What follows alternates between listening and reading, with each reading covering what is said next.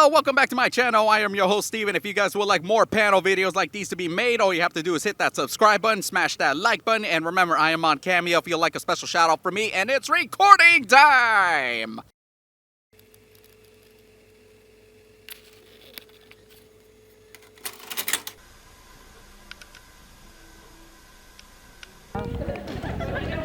Spare?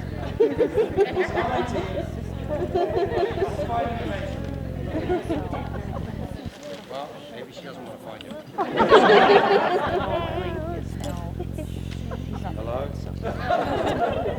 So my first question is, what's it like working with Jensen and Jared? Terrible. Sorry? I'm asking the question. In episode 42. Hey, darling. Good to see you again. Right, you're going to sit down? Do you want to sit down? Yeah, sit down.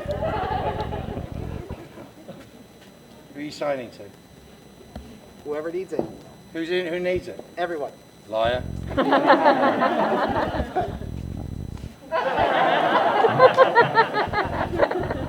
That's bullshit. This is when you start saying dirty words and he has to sign them. Bollocks. Bollocks.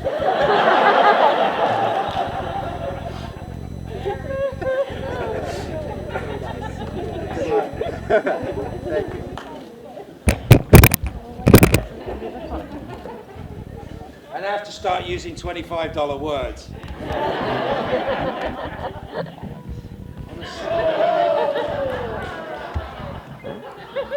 I don't know, man. This is just bash people with them. Thank you. What a gentleman. Also, our interpreter just threatened to fight you, by the way. You missed it. With who? He threatened to fight you. No. No? No, you didn't. Love and not a fighter? No. I got about 2 inches reach on him, trust me. My wife is scarier than he is. Hey guys! All right, let's pretend we care about what this girl says. Come on. No, it's okay. You want to just take this? Yeah, coffee go. Okay.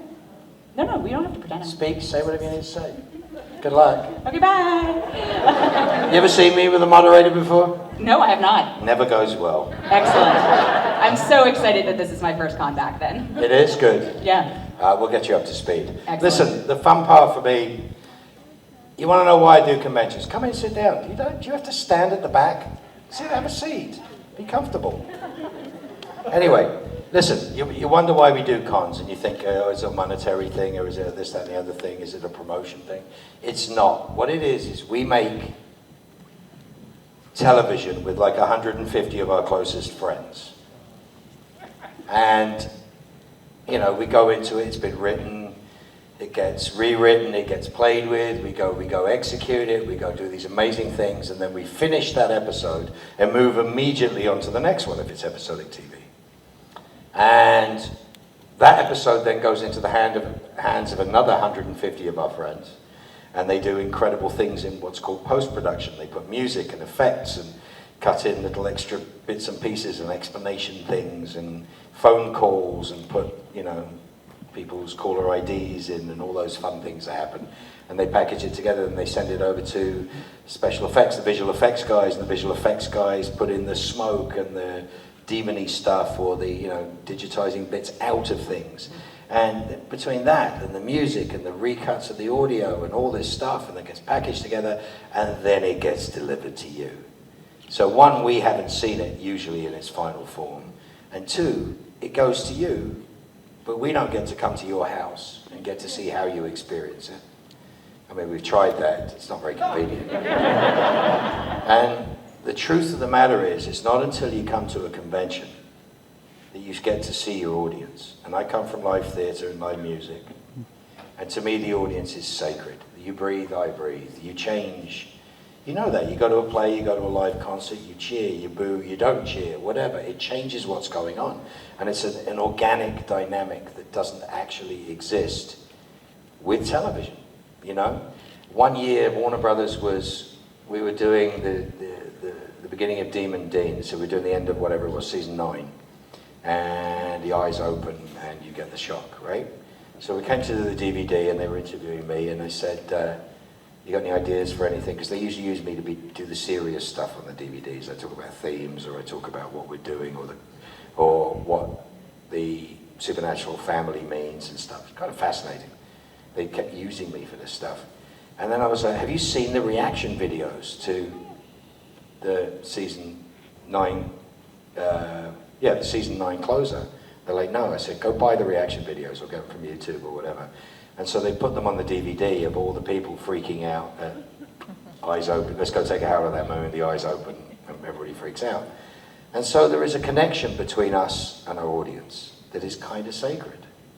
And Warner's has always been really, really good about that, about knowing that we want to service that. That's part of it's what we have to do. We shut down production to go to Comic-Con every year, to do the press for the year, to do the stuff for the year, to see you guys. Misha, sends out 2,000 pizzas to the line, and those things happen because we genuinely do care, but we do it because we enjoy this so much.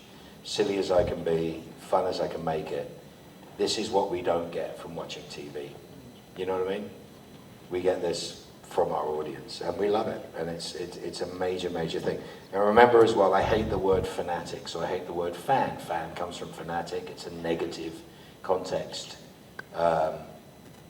There's something wrong with you if you're passionate about something, which is the antithesis of life to me. There's something wrong with you if you're not passionate about something, as far as I'm concerned. If you're not a fan of something, then there's something really wrong with you.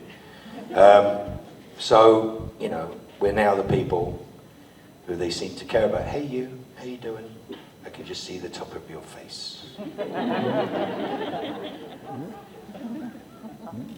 What's the name? Ronan. That's Ronan. Hey Ronan. Hello. You having a good day?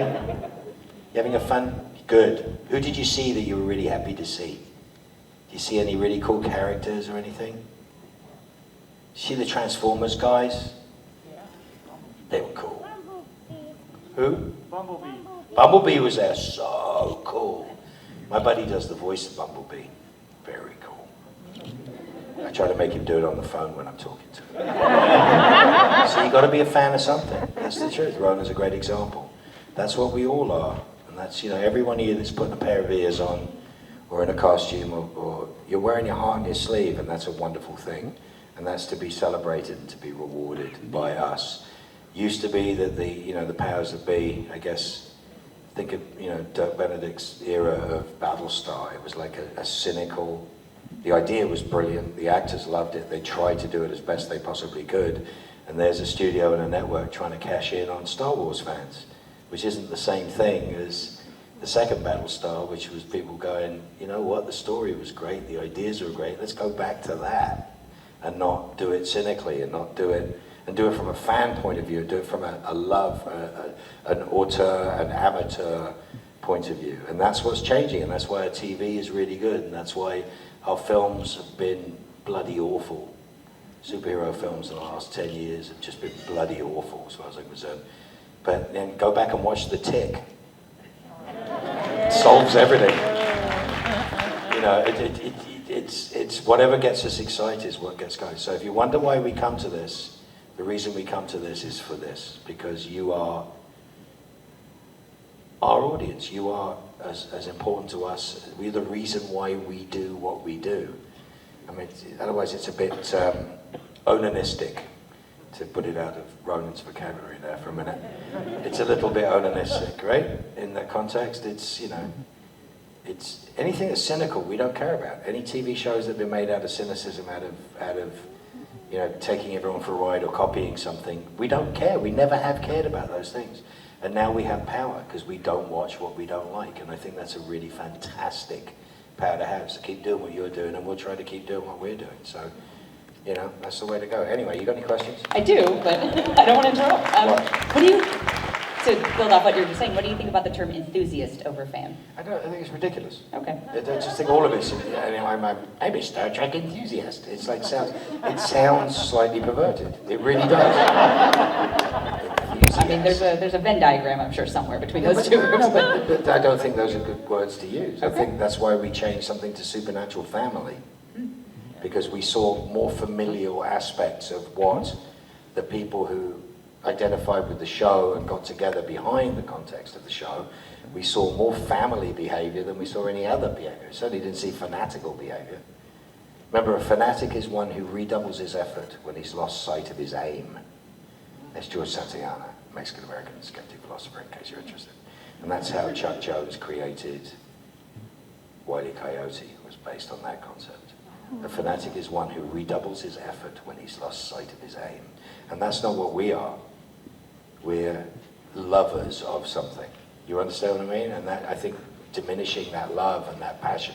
Come on in, you're late. That means you have to, of course, bring candy for everybody or share your stuff. Glad you're here. Hurry up. Don't take any longer than you have to. It's a very delicate walk to... What? That was a very That's delicate a very walk. delicate Yeah. walk. I like that. It was like, please don't spot that I'm coming in and make it. And then call it out in front of a bunch of people. There you go. I do actually have a question for you. How do you think starting as a musician has made you a better actor? I don't think they equate. I think it's... Okay. I don't think one thing makes you a better something else. I think the fact that I guess my career path, God's sakes, what I did when I was younger was make music, shows me that there's no difference between telling a story in any genre, whether you paint it, write it, draw it, design it. Exactly. Whether you paint it, write it, draw it, design it, sing it, bang it, makes no difference. It's all art. I mean, the telling of stories is what's interesting. And you also find there's a great leveler in the genre, you know, that we seem to be talking about and seem to be connected by. Most of us in this room seem to be connected by genre. Is that these are the great stories. I mean, it's kind of boring. You watch the news and you go, hey, yeah, do you remember that Star Trek episode that predicted this about 60 years ago? It's kind of fun, you know? It's like, you know, rewatching Network. I was doing a podcast with Stephanie Mickes, and she had this whole thing where people are like, have you seen this film? Have you seen this film? The proper film language films. And like, apparently you're an idiot if you haven't seen them. And I'm like, who cares what I think about what you think about a movie? I mean, criticism is not an art form, never has been an art form, never will be an art form. Art is an art form, it's like a completely different thing. So discussing why this character is better than this character, it's your opinion, nobody really cares, you know? Who's your favorite doctor? It doesn't matter. It matters the fact that you like what you like. It's you know, I saw this early on. It's hard to say. So I was rewatching Network, and you rewatch Network, Paddy Chayefsky's Network, 1975. It's terrifying. It makes me so angry because everything in it has happened. And it was supposed to be so ridiculous that it couldn't possibly be true. But if you really go back to 75, that stuff was actually happening then too. So it wasn't the prophetic movie that everyone's talking about. It was just literally like, be careful, because this is what's going to happen if you don't pay attention. So I urge you to watch it. It is mind-blowingly brilliant. And for a bunch of people talking, it's one of the most enthralling films I've seen in a long time. I've seen it maybe 4 or 5 times in my lifetime.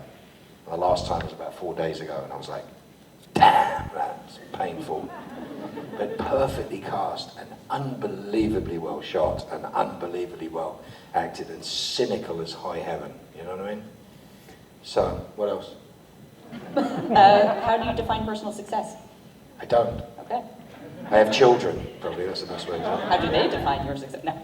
No, they keep telling me I'm doing it wrong, but apparently they're still eating my food and living in my house. But the truth is, you don't. I mean, I remember a buddy of mine asked Barry Corbin, the actor, wonderful actor, goes back to John Wayne days. I mean, you'd probably know him from Northern Exposure if you're a certain age, and you'd know him from No Country for Old Men, just amazing, interesting places. He's in so much stuff. But, yeah, absolutely. But this kid went to Barry and said, like, blah, blah, blah, blah, blah, my career, blah, blah, blah, career. And he goes, career? Put your fingers in your ears, Ronan. Good job. You have a career. He goes, you're an actor. You work, you don't work. You get old, you turn around, you go, oh, look, I had a fucking career. It's a critique of your life. It's the same thing as a criticism of a show. It's the same thing as writing a review of something. It's a review of your life. Oh, look, I've done this over this amount of years. While you're doing it, you're not paying attention. I mean, I do remember the first time I ever saw anything of mine on IMDb. I was like, wow, I've got a credit. And I made something, and now I've got a lot more. And now I don't pay any attention to what's on there. But a career? No, I work, I don't work. I'm an actor. Hey, that's what we call an entrance. We have somebody looking for their husband. I wonder if it's you. Just ignores me completely as though we're not. Hi. There you go. Own it. Oh, it's my son's glucose monitor. It's fun having a diabetic kid. Low glucose notification from Will Sheppard. Ooh, 59 and crashing. He's not doing good. We'll see if he dies in the next few minutes. This would be a memorable comeback if that happens. But he's got plenty of backup. What's the best compliment you've ever received? And in what? I'm 57 years old. I've received a few compliments in that time. That was nice. That's probably the best compliment I've had. Or, oh yeah. What's the best compliment? I don't know. That's a weird frame of reference. Try again. Okay. What's the most unique gift you've ever received? My children, I guess. They're all unique. Terminally unique. Cancer, yeah, that's a pretty unique gift I got. Very small, dabbling with cancer. I had to have an appendectomy. And I had to go to the surgeon after I'd done the surgery. I'm laying on the floor, clutching my stomach, going, ow. And my ex-wife was like, why don't you go to the hospital? I'm like, I'm fine, stop whining. Oh boy, I'm good. I'm like bent over double. I'm going, I actually have health insurance. What am I doing? So I drove myself to the hospital. And they were like, okay, what's your pain? They gave me one of those charts with the faces on it. This was very early on in the charts with the faces on it era, I guess. I'm like, well, where's your pain level? I went, I don't know, 2? I don't know, which one am I? I mean, I literally was taking it way, way, way too, literally. So, I went 2, they're like, okay, so they just farted around, and then they stuck something up my butt and pumped something into it, and then they went, oh, damn, your appendix is about to burst. So they whipped my appendix out, and I went to see the surgeon after the thing, you have to go to the checkup. He goes, I cured you twice. I went, excuse me? He goes, what? He goes, well, a little bit of cancer, but it's fine. I'm like, quite common with appendix, apparently. But I was like, yeah, okay. I didn't sleep well for a couple of weeks. What part of this would you define as a gift? Well, what is the exact question you asked me? What's the most unique gift? Unique? Oh, sorry. Cancer is a unique gift. Is that hard to? Yeah, it's pretty unique. Okay. It's like, whoa, nobody thought of that one before. For me. That's true, yeah. So you've redefined gift, I suppose. No, redefined unique gift. That's very true. Thanks for coming late. Apparently I'm your 3rd favorite actor today. And that's her favorite cousin. But we're not sure yet if it's the favorite cousin. But you just show up late. Go on. What's the most challenging episode of television you filmed? Ones I've not enjoyed. Challenging is, again, a weird... Logistically or emotionally? I'll let you pick a category. Emotionally, God, Battlestar was amazing to do. All of it was amazing to do. But end of season 8 and Supernatural was amazing to do. But there have been just a couple of times in my career where, there was one, it's a show called Mantis with Carl Lumley. It was really cool. What is that for Carl? It was the guy that saw it. And we killed off Mantis, and the guy that wrote it was a guy called Carlton Eastlake III. She'll never forget that boy. And Carlton Eastlake III, I don't know about the second or the first, but they're all writers, I think, a family of writers. And he wrote literally about 28 pages of the worst drivel I've ever read in my entire life. The Chrysostolic Dawn of the Cyberspatial Age. Our Dr., whatever his name was it Hawkin or something? That was one of those. But I suppose you've refocused your attention on neurobiotechnology. Amazing what you did with those patents. I'm like, poor Carl's just looking at me from his wheelchair going, Jesus, so sad. So yeah, and it was just garbage upon garbage upon garbage. So it was hard to do. But I got to meet Kim Manners. Kim Manners was directing the episode. And Kim was getting all pissed off at me and then took me out for dinner and we became friends. And without that, I wouldn't have ended up doing Supernatural because he just passed. He was one of the original showrunners of Supernatural. And he was always telling me, he had wonderful epithets. Television is basically turning chicken shit into chicken salad. So, okay. And he's like, it's about taking B- material and making it A- material. I was like, yeah, way to go, team. But no, he was funny, and he passed, not well, but he was really unwell, and he passed, and he'd always told me about the show, and he goes, oh, you'd love to do it, and whatever, and it never came up. And he died, and it came up, and I was like, maybe this is some big cosmic joke. Sorry I wasn't funny enough for you. I think it was the cancer gift that scared them off. Cancer? It's a cancer joke. Yeah. It wasn't a cancer joke. Was it a cancer joke? It Still scared him. It was a very serious comment on unique gifting. Apparently. Maybe it wasn't Star Trek enough. It was a joke. But yeah, whatever. Anyway, so it came up and I was like, oh, Ben Edlund wrote this. Hence the man who created the tick. And I was like, this is funny. So I went and did it. I thought I was going to do an episode. And 8 years later, so all these people dressed as I don't know what. The other one with a cheap raincoat who can't work out if they're Constantine. Nobody comes as Steve. Steve was the best character on the show. Nobody comes as Steve. They should come as Steve. Yeah, anyway, what were you saying? All right, well, we'll take audience questions in a moment. Oh, thank God for that. Do anything better. It's just the trouble is I don't think our superhero stories should be shorter than the graphic novels that are required to tell you. I mean, we've gone through mass serialization of comic books, which can be arcs that are several episodes, years of stuff that can be done. And we're not limited by that. We're limited by getting it every week or every month, depending on the periodical, right? And we hung out for the serials. And then when you get to that wonderful era of binding them together in a book and the whole graphic novel, why the hell should a movie be cherry-picking 2 hours of that? Doesn't make any sense to me. You know, that's why I was kind of more interested in Chris Nolan building a world so that he could pay off his films. So the first one is there's a reason to build the world. And you can see where he's taking those and what he's taking them through. And I like that because then I've still got the first one. The second one is a build on the first one. It feels serialized. But like, you know, you can love the Avengers all you want. It's just like you're numb at this point. There's nothing new under the sun.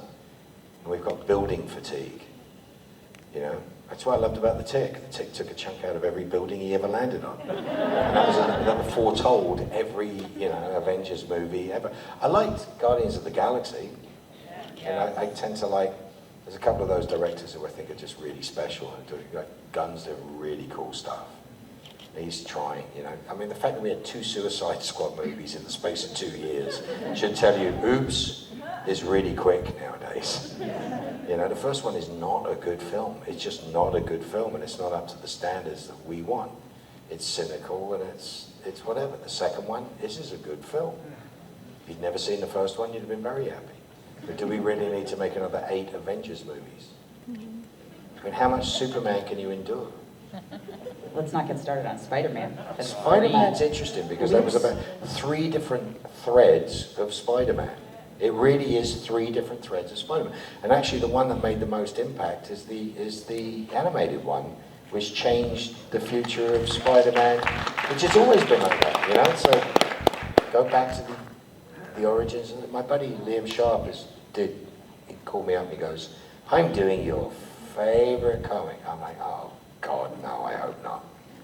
And him and Grant Morrison decided to do Green Lantern. And my whole thing about Green Lantern was like, you do realize if the 38 or whatever you all got together at one moment, you could end whatever the problem was right then and there, and it would be over. But for some reason you're bickering about something, and that's why we're dealing with Mark Strong with a funny red head. Green Lantern just doesn't make any sense to me. And so Grant Morrison redid Green Lantern. It's really good. It's like, and of course it's going to end up being a Green Lantern movie, which is going to be probably not as good as the serialization, but it's going to be a hell of a lot better than the Deadpool joke, which is one of my favorite Deadpool jokes. Are there any adaptations, on-screen adaptations of comic or written material that you do like? Yeah, War and Peace done for, podcast. No, adaptations. I mean, art is art. There's art in so many things, but copying art is copying art. It's not the same thing as experiencing art, and I think it's essential to create something new. Guardians of the Galaxy is different than what was going on around it. The Tick was different than what was going on around it. The Spider-Man animated movie was different than what was going on around it. It's cynically trying to make money out of people is not the same thing as, following and pursuing something with passion and trying to make it, as best you can. TV it's so bad right now. And, we're like, oh, we got all these choices and we got all these streaming shows and everything else. And then like 80% of them are just copies of the other 20%. It's very weird. It's almost like everybody has to have content and everybody has a TV show and nobody's seen any of them. You know what I mean? It's like you haven't seen. I'm like, watch Doom Patrol. They're like, oh, I've got about another 8 shows I need to watch before I'm watching Doom Patrol. I'm like, why? I think Doom Patrol's incredible. I think it's magic. I have no idea. Guess, Jeremy Carver left at some point during 11. I think he was supposed to finish season 11. It was a bit disingenuous of me. But I think he was busy doing something. And I realized that coincided with my lack of interest in Crowley, is that where it was going in 11 as it was being handed over to somebody else, I just wasn't interested anymore. It stopped being an interesting character. And he left, and then he started Doom Patrol, and then I go to work at Doom Patrol, and I'm going, oh, this is where the fun is. There's a different preservation of the character. So I would constantly ask him, like, are you killing me off in anything? I was like, am I dead yet? And he sent me back a response like, I would never kill you off, asterisk. With no explanation. So he's kind of evil. But he's just a wonderful writer. And if you've not seen the show, it is not what you expect. It isn't Supergirl, and it isn't The Boys. It's something else. And I think it's about mental health. I think it's about way deeper things than most other things that are on. And it's just weird and funny and heartbreaking and bizarre. Talk about representing. It's representing every corner of what's under your carpet. It's like there's some scary stuff in it. We got puppets, Nazi puppets. The entire town disappears up the arse of a donkey in the second episode. A whole world in a painting? We've got Beard Hunter. Such a cool character. The Beard Hunter is so. It's like, Danny the Street. I mean, it's like the stuff that's just so brilliant. So brilliant. And you can't binge it. I don't care what you think. If you've binged it, you're an idiot. You have to go back and watch it again because you're going to miss the stuff that stays with you. It's like if you watched it a week apart, each episode a week apart, you'd be like, okay, this is exhausting. There's so much going on. I love it. It's made with love.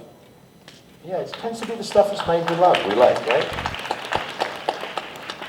Not stuff that's made by committee. Anything else? You want to know something? Sure. Anything you would actually recommend that you enjoy? Books, TVs, movies, music? No, it depends what mood you're in. This was the thing. It was like kind of, you have to watch these. You have to watch Godfather 1, 2, blah, blah, blah. These are the films you have to have film language. I was talking to a really good writer, and I was saying to her, you don't have to do anything. If you come to it with an open mind, you might find some new and interesting things that work for you. And so if you call me up and said, I want to watch a film, I'm like, what mood are you in? Well, all right, I'm taking out space to watch a film. No, I want to watch this film. I want to watch a film. I'm like, what mood are you in? What are you up to? Where have you been? What's going on? Otherwise, I'll just piss you off. Been trapped inside for 18 months, dealing with the world No, pandemic. that's a bit general. I'm talking about today. Hostile interview witness. The idea that you use Sinking ship. the idea that you use hostile and witness in the same sentence there is kind of funny to me. But literally, I'm not hostile. I suffer no foolishness. I'm talking about how you feel. That's not how you feel, but it's how you feel. You go to a certain day and you go like, it was a good movie. You go, what movie are you in? Think might find something funny. Okay, what sort of? You can narrow it down. There's good things everywhere. You know. Have you met a question that you've answered directly ever before? Hundreds of times. They're usually better worded questions, but that's okay. Fair enough. I'm saying you're very general in your concepts of what you're asking, and I'm very specific about the subject matters that you're brushing up against. So you haven't asked me a direct question I read to you when you were a kid, or you have to come to it as an adult because there's a giant gaping hole in your psyche because you've forgotten what it is to be a kid and be that simple. You know what I mean? It's like reading The Giving Tree, or it's like there's all sorts of reasons to read all sorts of things. There's reasons to read Last Exit to Brooklyn, or there's never a reason to read Ulysses, or Useless, as we used to call it. There's so much. The Great Gatsby. Who cares? I've never cared about that book. Never made anything to me. But there's so many other interesting books that are around. Okay, it's such a general question. What do you like? I'm like, I like a lot of things. I like music is a really interesting thing for me because I've played music most of my life and I still do. But it's kind of sacred to each individual person what it is.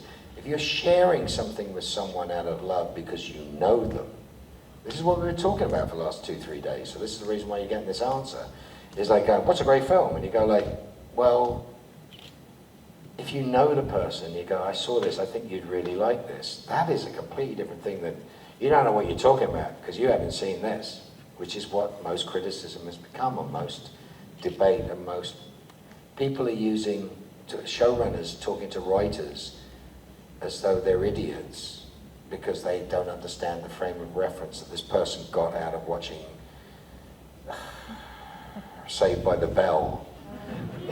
Whatever. Did you see the episode where it's like that was a great film? That's the way it's made, and if you don't understand that, therefore there's something deficient in you. It's the same thing as saying, have you seen Goodfellas, or have you seen whatever? It's like you might have, you might not, but somebody sharing it with you is a fabulous thing, right? Somebody sharing Firefly with you or Battlestar with you. To share Battlestar with somebody, you have to give them the box set. That's the joke, right? I mean, how many people have done it?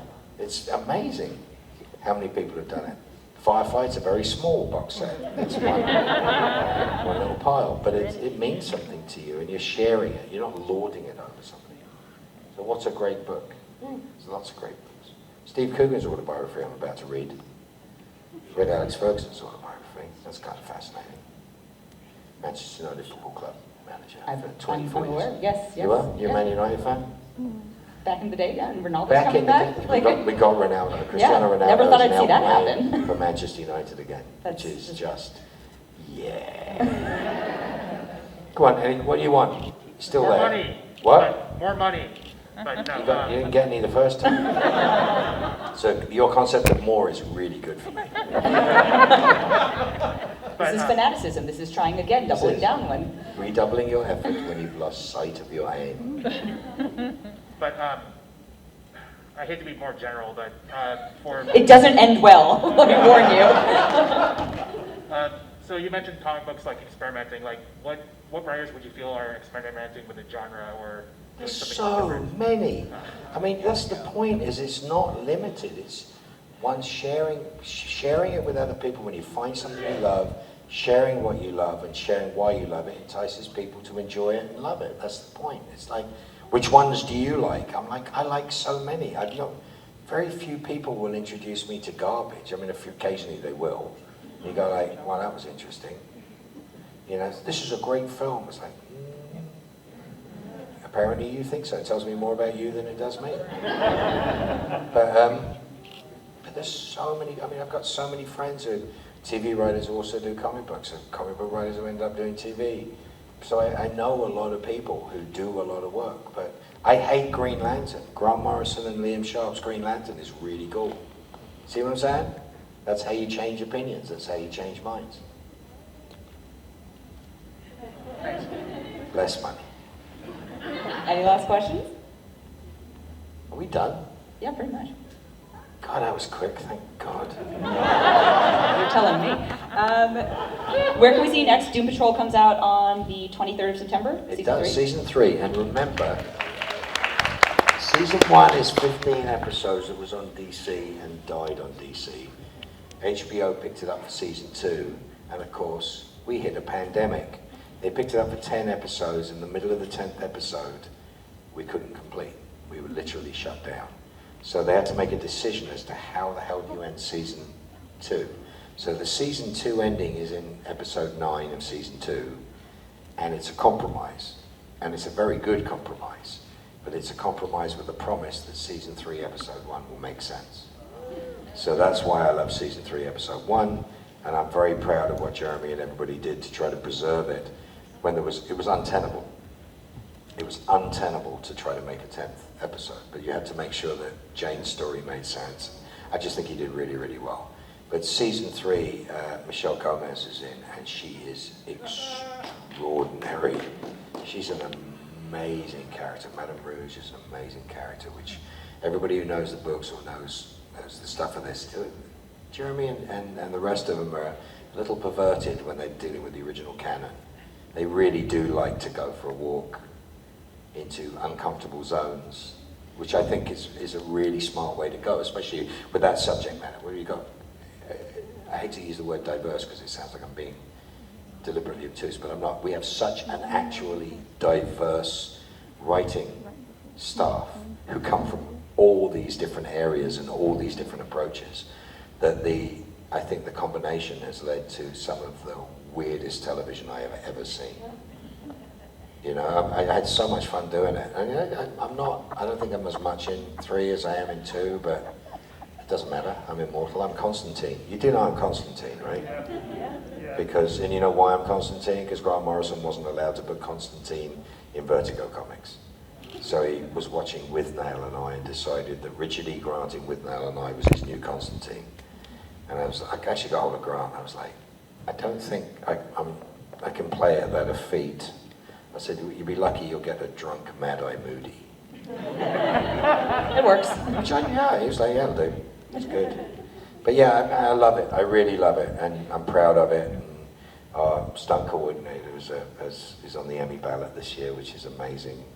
Get to see Jesus fighting Robot Man. Kung Fu Jesus is really cool. It's really cool. I was like, if you can get away with this, you can get away with anything. I was like, wow. There's a lot of me being dragged about and beaten up. It was kind of fun. I'm getting old. But is there anything else you wanted to know, that you actually had a real, genuine, personal question you wanted to know of me? Not that I want to ask in front of a room with this many people. This is the time to ask it.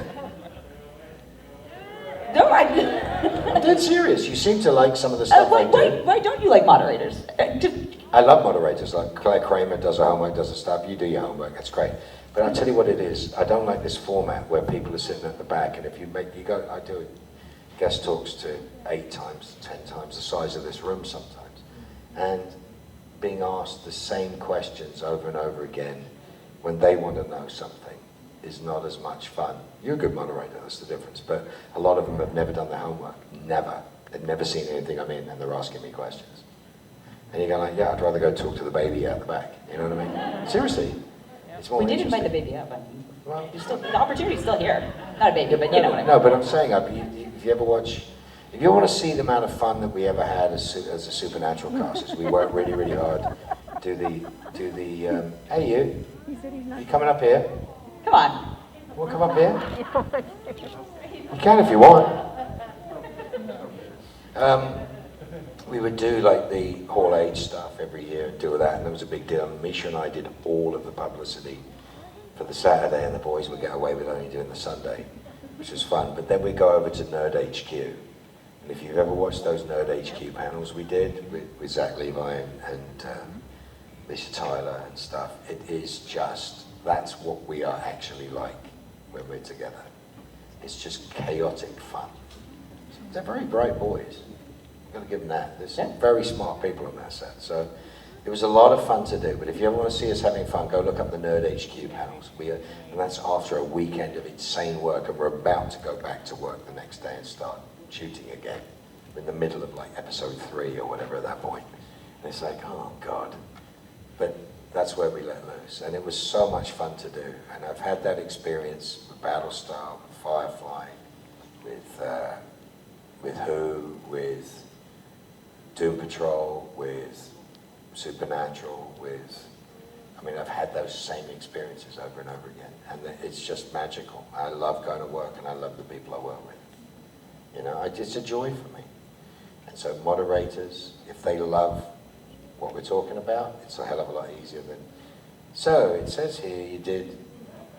You know what I mean? Sure. But yeah, it's specific. So what do you want to know specifically? So you've dodged the question. You did dodge the question. I did dodge Am I right? Did she dodge the question? Yeah, I did, but I also am No?